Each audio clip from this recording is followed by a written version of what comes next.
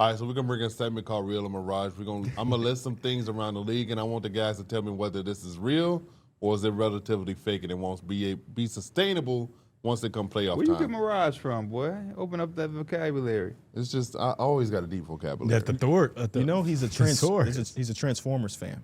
That's where it comes from. That's true. Yeah. The Pistons being a top 11 offense, is this something that's real or is it a mirage? It's a mirage, Derek. They're a bad half-court offense. That's what matters in the postseason. They're 20th in half-court offense. That's as fake as it gets, honestly. They're also a team that averages 10 steals a game. So you think there's a world where that also tampers down come postseason? Yeah, less fast break opportunities, less full court opportunities. I can't look at them. No way I'm watching them and thinking this is the number 11th best offense in basketball, full stop. Yeah, I got to go with the Mirage. I'm hoping that they can translate the turning teams over into the postseason. Because, again, that's what really gets them going is getting into the full court. If you're going to try to get there, like, you just got to create those opportunities, really. That's what they need to be able to do. Yeah, I think this could be one of those situations where they regret not being aggressive at the deadline. No, because I think that this season is like a just How good are we? Yeah, it's like just one that we take and we figure out what we have later down the line. You know, because even though I think that their offense being that good is a mirage, I think overall them being a great team is real. Right? So even though the Celtics will be completely healthy and the Pacers will be back, I still look at them and say they're a team that next year will be able to compete as well. Okay. I say yes, just because what they brought in, he hasn't done anything for them. But you know what that was about, though? They didn't acquire Kevin Huerter to think he was going to play. It was Duncan Robinson insurance. Imagine Duncan Robinson was out for 2 weeks, 3 weeks. That means they have nobody that can come off those screens and shoot the ball. Now Kevin Huerter will get into that spot. He's not as good as Duncan, but he can do some Duncan type of things in case Duncan does get injured. And I think that's what their head was at. And Jay Ivey didn't want to play for them anyway. Yeah. Before you move on, this team, if they made it to the finals with this bad of an offense, a half-court offense, they would be one of 3 teams to be this low offensively and make it to the finals. Do y'all think y'all can name? The other one being the other Pistons team. Both of them are other Pistons teams. 2005 and 2006. It's because the defense is carrying so much. Yeah. So there's an argument that maybe it don't matter because that's just Pistons history to be bad offensively. That and get was to the finals. OKC last year with the shooting. Can see that. Next team we got is a men averaging 17 points per game. Is this something that y'all think could be sustainable once it come playoff time? Is that what he's averaging right now? Yeah. Shout out to Thompson, man. I didn't think it was 17 points per game. In the postseason? Yeah. I think no. I think it's more of a mirage. Yeah. I could see him being a 12 to 14 point per game playoff scorer. Off the top of my head, I don't remember what he scored in the postseason last year, but I think it will get tougher for him. I'm going to say it's real. I think it will get tough. I think that him and the Rockets will run into some things where they will have to get creative. But I think he will figure some of those things out. Next thing we got is Dillon Brooks, 20 points per game. This is real. Hey, it's real. This is real. I mean, based off everything he showed, why wouldn't it be real? Yeah. It ain't a 7-game stretch no more. You know what I mean? It ain't the first 10 games.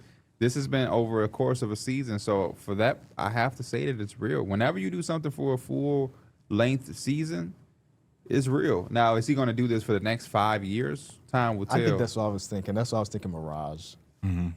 Maybe I'm just a hater. I mean, it comes down how many teams is going to have the same opportunity on. He has a talent level. Like, he can, but it's also he brings so much else, other stuff to the table. Like, that's not his only value is scoring the ball now. Peyton Pritchard averaging almost 18 points a game. Real. Yeah, this is real. Real. He's been one of he's been as hot as can be. And it's not just like he's just getting hot from 3-point. Like, he scores from all over the floor. He gets, for as small as he is, he will get to that paint.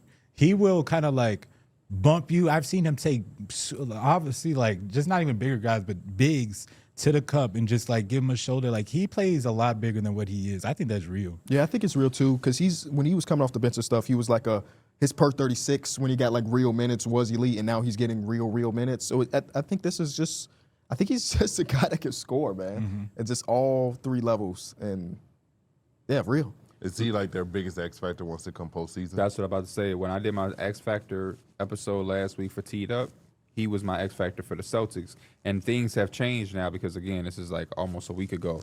But they are 18-3 in games he scores 20 or more. They were 7-1 in the month of January. I'm sorry, maybe that was February. 7-1 in the month of February with Pritchard averaging 21-6-3 on 52, 45, 89 splits. And then on the start of their 3-game winning streak, he was giving them 27, 6-5, shooting 62, 53, 83. Yeah, so I think he's the X factor, and I think his scoring is real. He just needed a time to get some opportunity. That's all. Next thing we got is James Harden trying to play through this thumb injury and actually still being impactful. No, I did catch their game against Brooklyn that he played with it. Relax. So I can't tell you exactly the way he looked in that game. I know that they squeaked out with a win. His overall stats ended up being 22, 9, and 8 on 55% field goal percentage. So from that one game, it's cool. We good. Yeah, and, I watched that game a little bit, and Brooklyn came out to play. It wasn't more so I was worried about the offense from the Cavs. The Cavs looked fine on offense. It was more so the defense. Like, the defense looked pretty bad. How did James Harden look? I think he looked all right. Okay. Again, it's his offhand, so it wasn't that big of a deal. Yeah, I think it's real. The Toronto Raptors being top 3 in pace, is this something that could be sustainable? And what sense? Once it comes Playoff postseason? time? No, because they're kind of like the Pistons, where they get out in fast breaks because of the way that they can turn teams over. And when the game slows down due to half-court offense being a little bit more prominent, by default, it goes down a bit. I do think some of it can stay relatively like a big part of what they do, because they have a guy like Scotty Barnes and CMB, and they have length and size, but I would expect it to drop in the postseason.